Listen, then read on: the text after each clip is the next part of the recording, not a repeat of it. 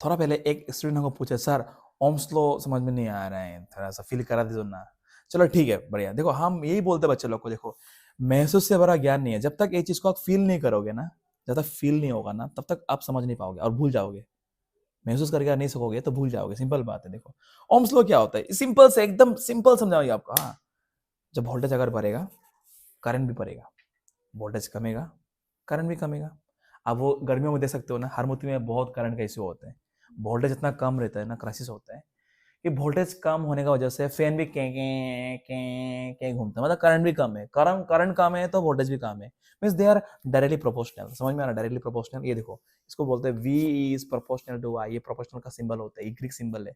इसका मतलब क्या है कि वोल्टेज अगर बढ़ाएगा तो करंट भी बढ़ेगा, अगर वोल्टेज कमेगा तो करंट भी कमेगा। सिंपल बात है। जैसे कि ज्यादा दारू पिएगा, ज्यादा नशा होगा। सिंपल, तो दारू और नशा प्रोपोर्शनल। और एक सिंपल अलग सा एग्जांपल देता हूं। और एग्जांपल देखो, जैसे कि आप ज्यादा मेहनत करेगा, ज्यादा मार्क्स मिलेगा। सिंपल, ज्यादा मेहनत करेगा, ज्यादा पैसा कमाएगा। सो मेहनत और पैसा आर प्रोपोर्शनल, राइट? सिंपल बात है ना।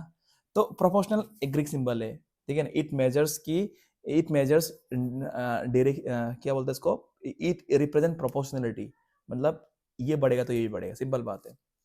तो ये इतना सिंपल चीज को क्यों इतना तकलीफ होता है? लेकिन ओम्स लॉ में कंडीशन ये है कि टेम्परेचर शुड रिमेन कांस्टेंट। अब मानो कि एक्सपेरिमेंट अगर 24 डिग्री सेल्सियस में कर रहे हो ना, तो पूरा एक्सपेरिमेंट को वही टेम्परेचर में करना होगा। अब एक बार 24 में कर रहे हो, एक बार 34 में कर रहे हो, एक बार 50 में कर रहे हो, तो अलग अलग रिजल्ट मिलेगा आपको। तो इसलिए ओम्स लॉ का डेफिनेशन यही है कि बुक में ये लिखा हुआ है कि the potential difference across the end of a given metallic conductor is directly proportional to the current flying through it, provided that the temperature should remain constant. ये इंपॉर्टेंट कंसेप्ट है कि टेम्परेचर सेम रहना चाहिए। Temperature same नहीं रहेगा तो गड़बड़ आ जाएगा यहाँ पे, ठीक है ना।